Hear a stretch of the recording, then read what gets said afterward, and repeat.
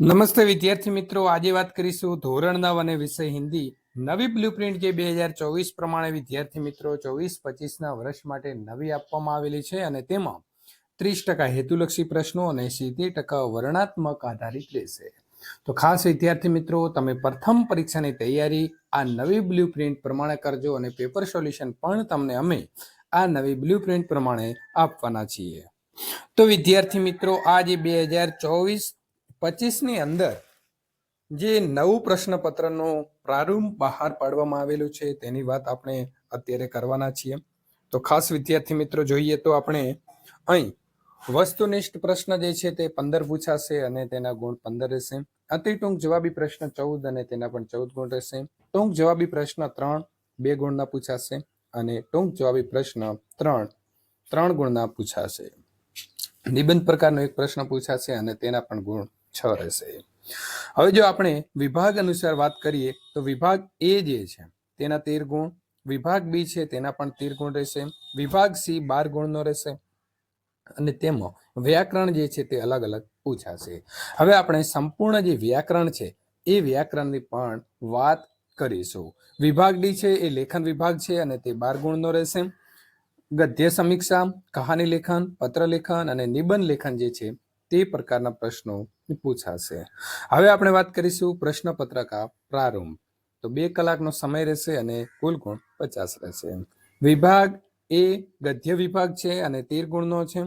तो સૌથી પહેલા જે પ્રશ્ન હશે તે निम्नलिखित प्रश्नों के नीचे दिए गए विकल्प में से सही विकल्प चुनकर प्रश्न का उत्तर लिखिए. प्रश्न नंबर 1 और 2. ત્યારબાદ વાત કરીશું પ્રશ્ન નંબર 3 અને 4.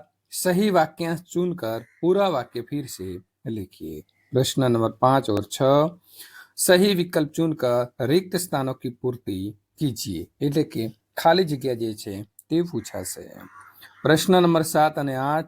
एक एक वाक्य में उत्तर लिखिए. प्रश्न नंबर 9 અથવામાં આપેલો હશે પ્રશ્ન, उत्तर 2-3 वाक्य में लिखिए. प्रश्न नंबर 2 અથવામાં આપેલો હશે અને उत्तर 4-5 वाक्य में लिखिए. विभाग बी पद्य विभाग. प्रश्न नंबर 11 અને 12. नीचे दिए गए विकल्प में से सही विकल्प चुनकर उत्तर लिखिए. प्रश्न नंबर 13 और 14. निम्नलिखित वाक्य में से सही वाक्य चुनकर पूरा वाक्य फिर से लिखिए. प्रश्न नंबर 15 અને 16. સહી વિકલ્પ ચૂનકર રિક્ત સ્થાનો કી પૂર્તિ કીજીએ. એટલે અહીં પણ મિત્રો તમારે ખાલી જગ્યા જે છે તે પૂછાશે. प्रश्न नंबर मित्रों 17 અને 18 એટલે કે 17 અને 18 एक एक वाक्य में उत्तर लिखिए. प्रश्न नंबर 19 2-3 वाक्य में उत्तर लिखिए અને અથવામાં એક પ્રશ્ન આપેલો હશે. प्रश्न नंबर 20 निम्नलिखित प्रश्न का उत्तर 4-5 वाक्य में लिखिए. 3 ગુણનો પ્રશ્ન હશે અને ત્યાં પણ તમને અથવામાં એક પ્રશ્ન મળવા પાત્ર છે. વિભાગ સી સંપૂર્ણ મિત્રો જે છે તે व्याकरण आधारित રહેશે. मुहावरे का अर्थ देकर वाक्य में प्रयोग कीजिए.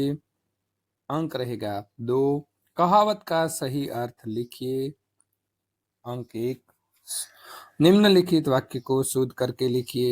अंक 1. विरोधी शब्द लिखिए. अंक 1. पर्यायवाची शब्द लिखिए. अंक 1. शब्द समूह के लिए एक शब्द लिखिए. तो उसका भी अंक या गुण 1 रहेगा. उपसर्ग निकाल कर लिखिए. 1. भाववाचक संज्ञा पहचान कर लिखिए. 1. कर्तुवाचक संज्ञा पहचान कर लिखिए. 1. विशेषण पहचान कर लिखिए. 1. समास पहचान कर लिखिए. 1. विद्यार्थी मित्रों, विभाग डी लेखन नो छ. निम्नलिखित परिच्छेद को पढ़कर नीचे दिए गए प्रश्नों के उत्तर लिखिए. परिच्छेद लिखना है એટલે કે અહીં તમને એક પરિચ્છેદ આપેલો હશે અને તેના આધારે 3 પ્રશ્નો જે છે તે અહીં આપેલા હશે જેના એક એક ગુણ રહેશે. निम्नलिखित रूपरेखा के आधार पर कहानी लिखकर उचित शीर्षक एवं बोध लिखिए. तो खास મિત્રો વાર્તાના તમારે ઉપર એનું શીર્ષક લખવાનું છે અને નીચે જે વાર્તાનો બોધ મળે છે તે ખાસ લખવાનું ભૂલશો નહીં. તો અહીં તમને મુદ્દા આપેલા હશે અને એ મુદ્દાના આધારે તમારે વાર્તા લખવાની રહેશે. એના અથવામાં પત્ર લેખન હશે. શું હશે? પત્ર લેખન. તો તમે પત્ર લેખન અથવા તો વાર્તા જે છે તે લખી શકો છો. આપણા છેલ્લા પ્રશ્નની જો વાત કરવામાં આવે તો અહીં તમને 3 જે છે તે નિબંધ આપેલા હશે અને કોઈ પણ એક વિષય ઉપર તમારે 100 શબ્દોની અંદર નિબંધ લખવાનો રહેશે, જેના મિત્રો 6 ગુણ રહેશે. પ્રથમ પરીક્ષા માટે જૂનથી સપ્ટેમ્બર માસ સુધીનો અભ્યાસક્રમ રહેશે.